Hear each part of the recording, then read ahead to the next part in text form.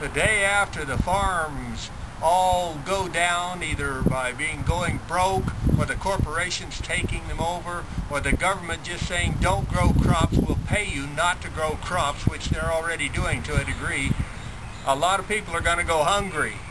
That isn't the time to start thinking of how can you turn your yard into a farm, or at least area land into a farm. And you can't afford a $100,000 tractor, $75,000 equipment, or a combine for $250,000. What you're going to have to do is be simple, and yet you'll be amazed how much food you could produce. More than you could possibly eat is very, very possible. One of the tools that you can use is a drill and just an auger, a dirt auger. This is a 2.5-inch dirt auger, and all you have to do is anytime you want a hole for plants, it'll just punch holes in there all day long. Just like that. Just that simple. And if you're out away from electricity, get you a battery-powered drill, and you got it made. You can punch probably a couple of hundred holes. That's a couple of hundred tomato plants or something else that you wish to grow. I grew 13 tomato plants last year in 2009, and that I quit weighing the tomatoes that I was growing when I hit 1,000 pounds.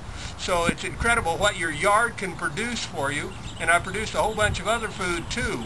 And one of the things you need though is something like this. It'll punch a lot of holes for the different plants that you're doing, and you don't have to till or hire somebody to till up your yard for a $100 bill, or rent one for $30, breaking your back for hours on end, busting up the soil, because the first rain packs it back down.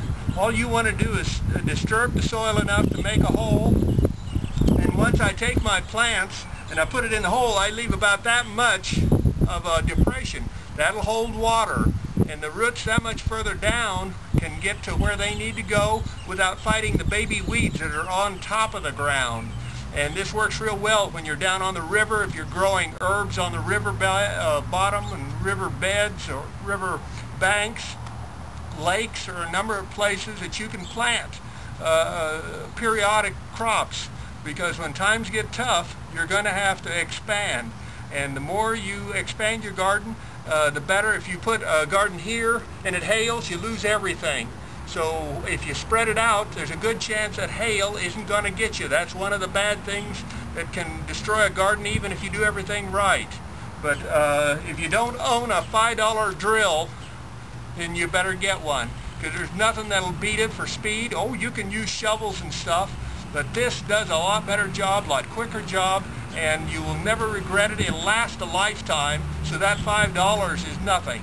This is McCook's Mr. Bill. I hope this gives you some information so that you will be able to do well when the farms go down.